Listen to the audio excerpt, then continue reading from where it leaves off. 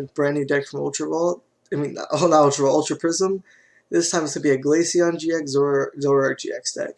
This deck is a heavy disruption deck that revolves around Glaceon GX, which has the ability Freezing Gaze, which says while it's in the active, your opponent's Pokemon GX and EX have no abilities. This shuts off Tapu Lele, Zoroark GX's trade, and a ton of other abilities. It also has 2 decent attacks that can be used to win the game. Frost Bullet for 1 water and 2 colorless does 90 and 30 to a bench. And this can be comboed with Polar Spear GX, which does 50 times the number of damage counters in your opponent's active. You can soften things up with the 30 on the bench with Frost Bullet. When they come up in the active spot, you can use Polar Spear GX to just knock them out. If we go first, we can use the Energy Evolution Eevee to lock off our opponent's GX abilities for the entire game, as long as Glaceon's on the active.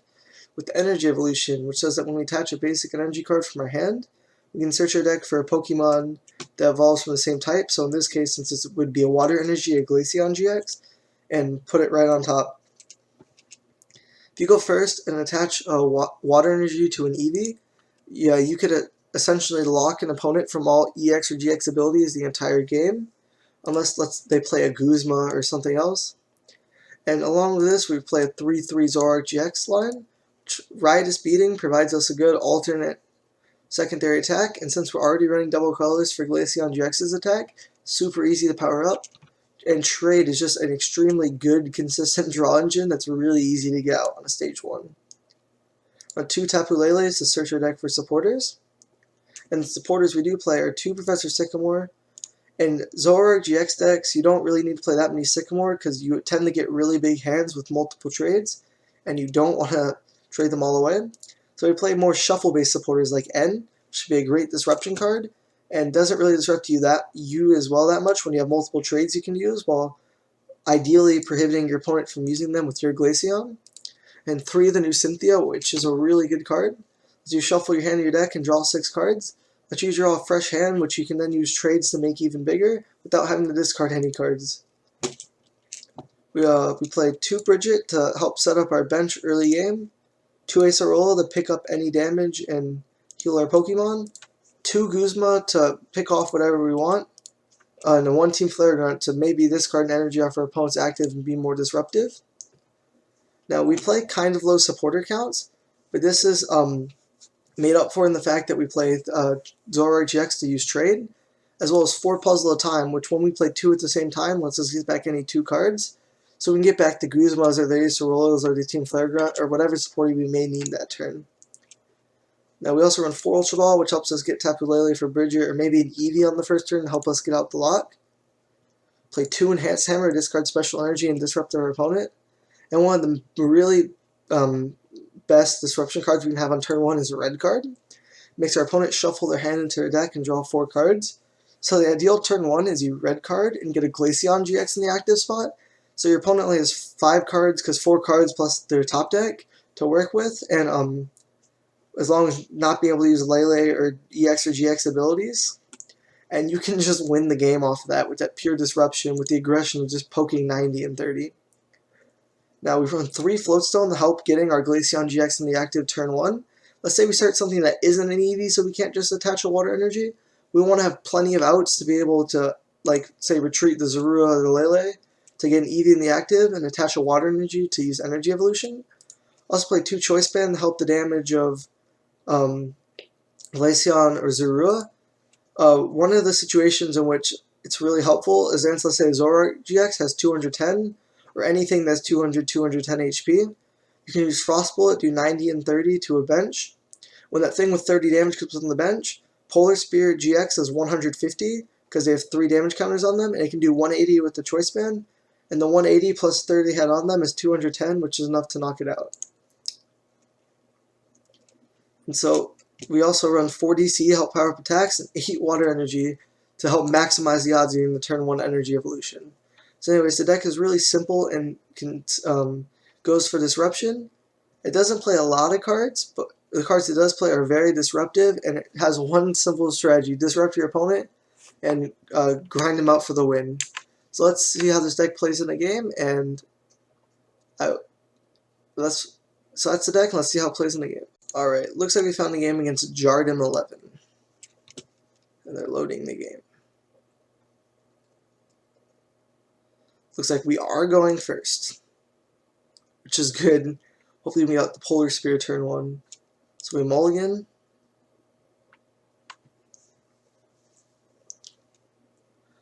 Our opponent has a basic.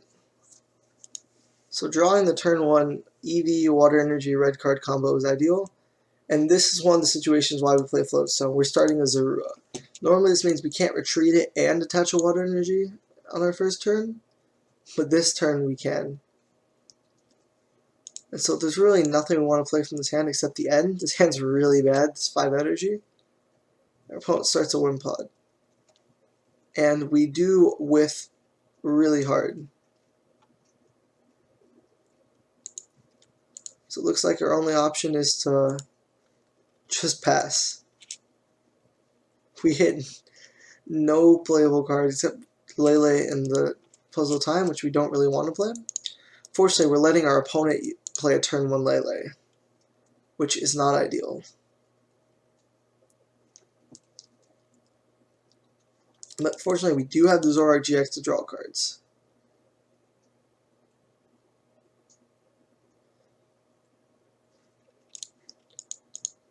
See what he grabs here.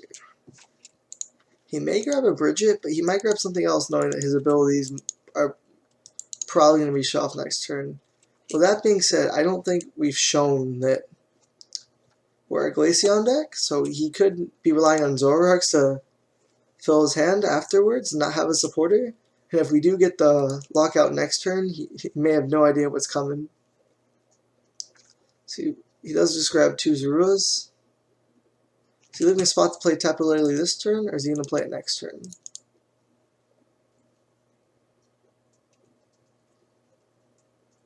He just retreats into Zorua and passes the turn. So that Zorua is good. We're going to bench that. We can try to end and try to hit EV Water Energy. But if we bridge it, we can get 2 EVs down in a Zorua or 3 EVs, however we want to do it. And then what we can try to do is try to trade the hit of Water Energy since we do have 8. I think that's what we're going to do, because if we just draw another bad hand off this bridge, off the end, then we are really nowhere. So I think that is what we're going to grab. I might just grab 3 EVs, since I did prize Zoroark. Let's see if we can get a little lucky and draw a Water Energy off this trade. We do have 8 in our deck though, and we do hit the Water Energy. So we're going to Energy Evolution, evolve into the Glaceon, and retreat to set up our, I believe it's Freezing Gaze? Yes, it is Freezing Gaze. Hopefully our Gaze freezes his deck and he cannot play any cards.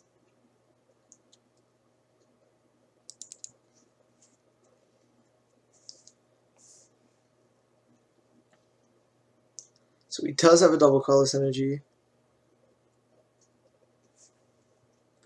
It's be really painful if he couples this with the Zoroark GX. It's for 130. Because we can only attach 1 a turn, so there's really no way that we can play Ace Roll to heal it and start attacking. So we can either choose start attacking, or we can just bump this and hope that he doesn't hit our DCE.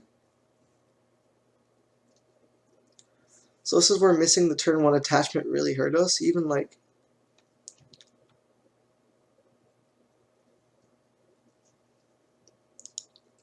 so I believe we Ultra Ball away Lele and Guzma here.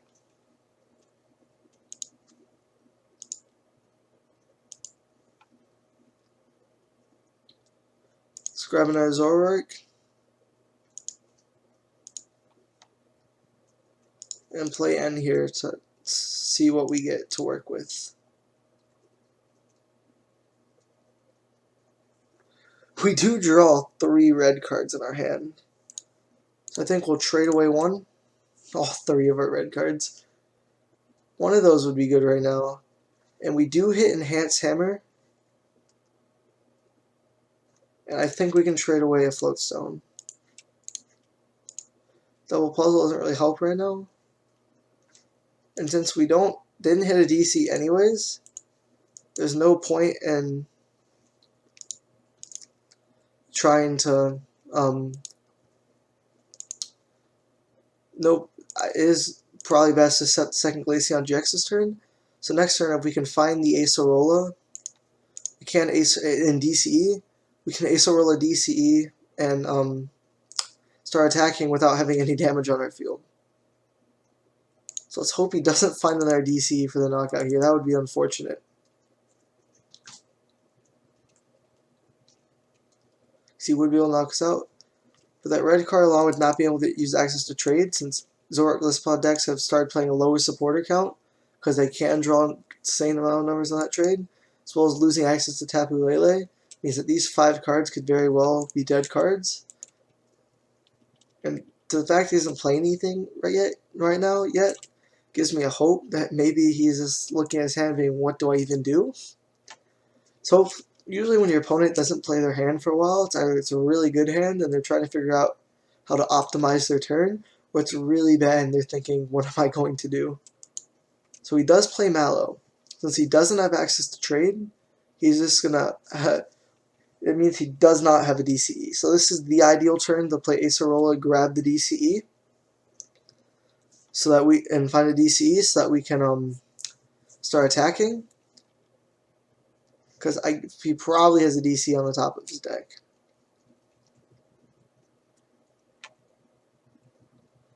We do top deck DCE. So I believe we do have 1 Lele in the deck. Let's just trade again, see if we can hit it. We could have red card him, but if you put a DCE on top, that's useless against the only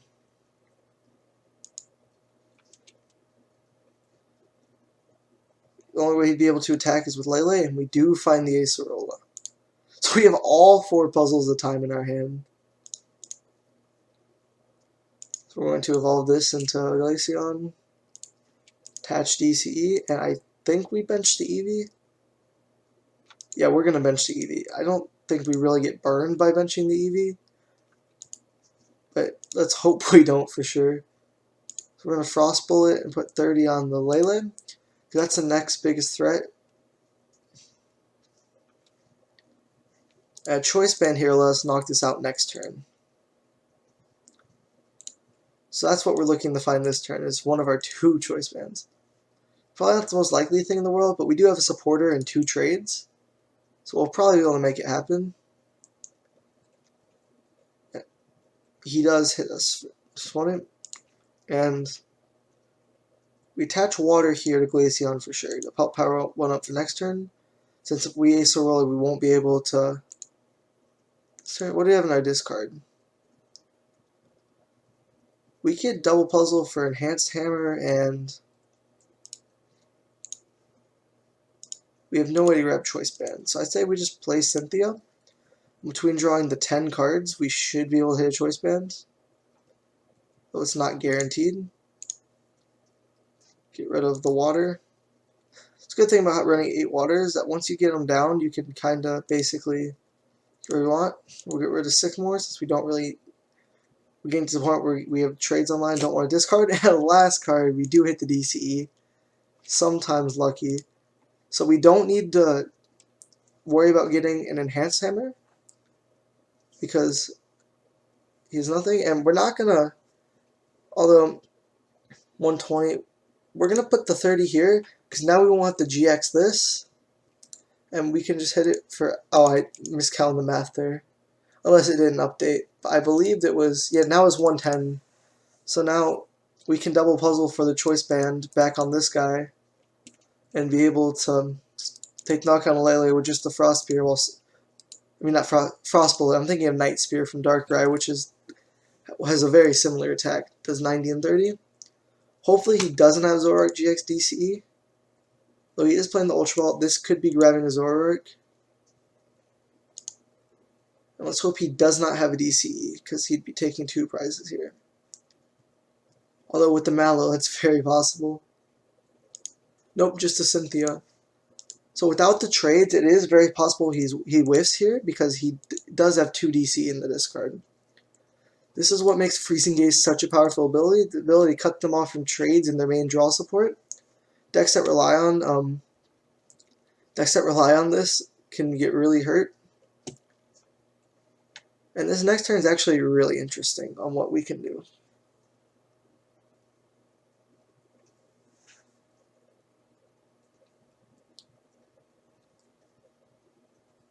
So he hasn't played a single N. The fact that he's played 2 Cynthia makes me think maybe he plays a really small count of N. With the 4 cards, he might not have it, so what we can do is in Guzma to Lele, put 30 on Zoroark, attacking with this Glaceon, leaving the choice banded one on the relatively safe. So unless he has Glisopod Guzma, which isn't the most likely with 4 cards and no draw. We could ace or roll this to try to deny a knockout and just go for a more patient strategy. But if we do this, this choice banded one can Polar Sphere the Zoroark we put 30 on for knockout and just end the game. This is banking on the fact it doesn't have an end, but since the fact that he's played 2 Cynthias already makes me believe he might play a lower count of N. And we're going to use both trades before we attack. We are going to get rid of the Ultra Ball since we are set up Pokemon-wise. And we can bench a Zorua. And at this point, I don't think we need the red card. I feel like that's... I mean, I don't want to get rid of red card necessarily. But I think it's the least valuable card in our hand. Okay, we don't find our second choice band, which is fine. So we're just going to attach that there. Let's hope he doesn't have an N, essentially. Because if he knocks out this Glaceon GX, whatever, I don't care. As long as he doesn't combine it with an N, and then we'd still have all 4 puzzles of the time in our deck, and the second choice band. Although I do believe we have discarded both of our Guzma, so we do need double puzzle the Guzma, the Zoroark for game. So let's see what our opponent decides to do.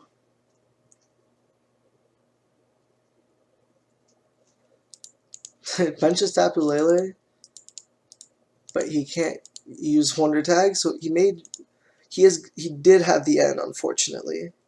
So it looks like he's going to he needs 4 bench Pokemon to do 80 to take the knockout. So it looks like he is going for the DCE here. We do grab the Lele. I believe our Sycamore is still in deck, so we discarded it. We still have Cynthias left to grab 6. Plus the trades lets us draw, I think, essentially 10 cards. Gives us a really good chance of hitting it. That being said, this is assuming our opponent hit a DCE off 6 cards on an N, when he has already discarded 2, and he has access to no trades. I feel like he would just slap down the DCE had he had it, so it looks like he's just trying to think of what he can do with his hand to win the game. Give him the most likely to win the game. I don't see why he would bench this lately. There's really no damage benefit to it, as well as just being pretty unnecessary.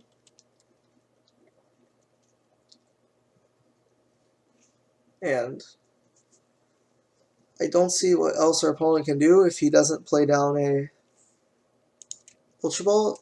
Probably for a Glisopod. If he plays a Floatstone, he can First Impression. So discarding the Floatstone makes me think he probably is the second one in hand. Yes, there's a Glisopod. And that, I still don't see why he benched the second Tapu Lele, but maybe he sees something I don't, and he does have the DCE. So he hit it all. Looks like he was just trying to think the best order of operations for that turn. If we hit double puzzle, we essentially win the game. And so what we're going to do is we're going to Wonder Tag for, I think, Cynthia. It's our best bet. Yeah.